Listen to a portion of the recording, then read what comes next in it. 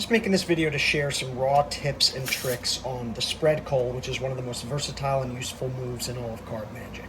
And when you're first learning the spread cull, the first use case you're probably going to come across is to control a single card, say the Queen of Hearts, from the middle of the deck to the top. And that's great, but it doesn't even scratch the surface of what this move is capable of.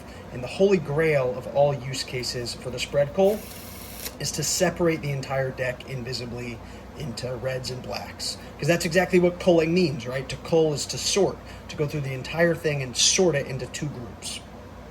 So let's think about sorting the colors into red and black. Now, your instinct is probably, if the top card is black, that you want to go through and cull all the red cards. And the reason that's your instinct is because once you're finished, you'd be done. It'd be separated red and black. But the problem is, you can run into this illusion, or not illusion, it's quite realistically, it's what's happening, is where it looks like all the cards of a certain color are disappearing, right? Because all you're seeing at the top of this spread is red when I go through and I cull all the black cards. So what you're going to want to do is cull the color that's on top.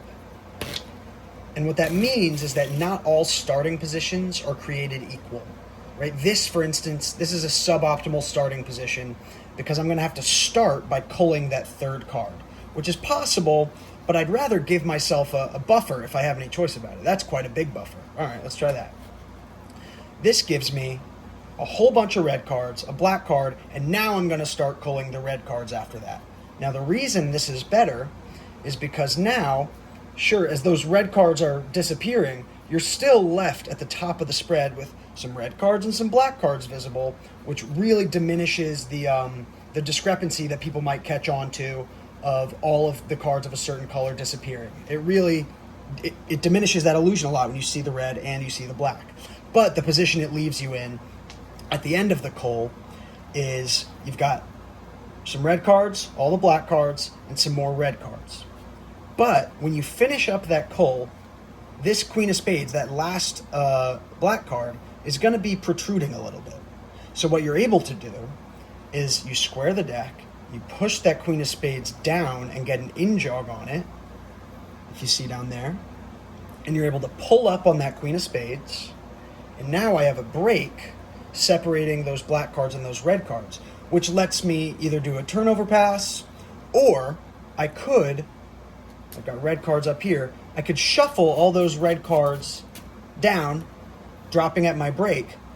If I had to put some magic theory as to why this is so powerful, it would probably be that laymen are pretty absolutists. They think the magician either cares about the order or he doesn't.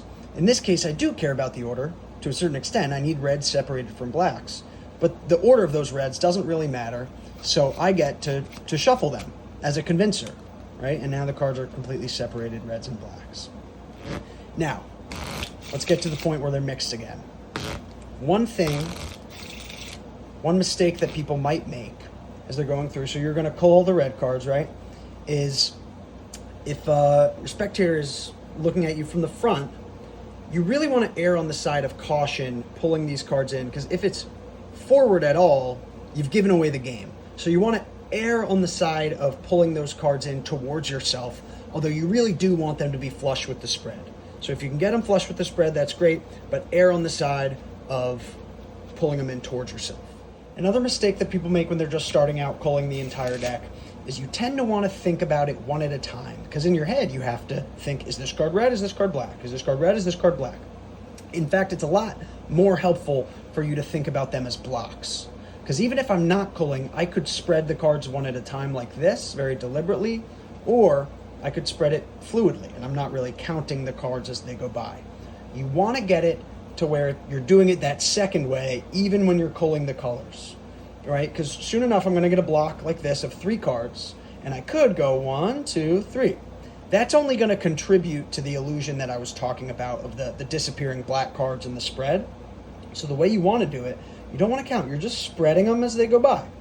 You're just spreading them as they go by, pulling in with your ring finger, and you're separating all the while. You'll find that they still maintain a very easy, discernible separation between the red cards, like I was talking about before, where I can kick that 7 of hearts in, I can shuffle them off, and I'm separated red and black. The last note I want to share with you guys is about motivation, because no matter how good you get at this, you're being more deliberate than if I were to just spread the cards like this. So you need some motivation as to why you're going through the cards so thoroughly.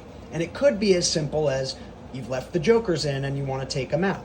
If that's going to be your motivation, you want to make sure the joker, at least one of them, is up towards the top of the deck. So you get there at the very end. Now, one trick that I like to use is I'll start with 3 of a 4 of a kind in the box. So right here, I've only got the jack of clubs in the deck. The rest of the jacks are in the box. Now I could do a force. Someone reach in and grab a card. They take the jack of clubs. Now I'll get all the mates of that jack to move to the box. Now I go like this.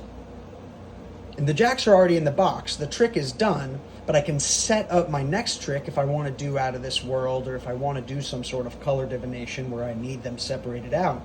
I can go through the deck and I can show there's no jacks, no jacks. Tell me if you see a jack. Tell me if you see a jack. So now I'm motivated to go through the whole deck, and it's not unusual. It doesn't strike you as weird.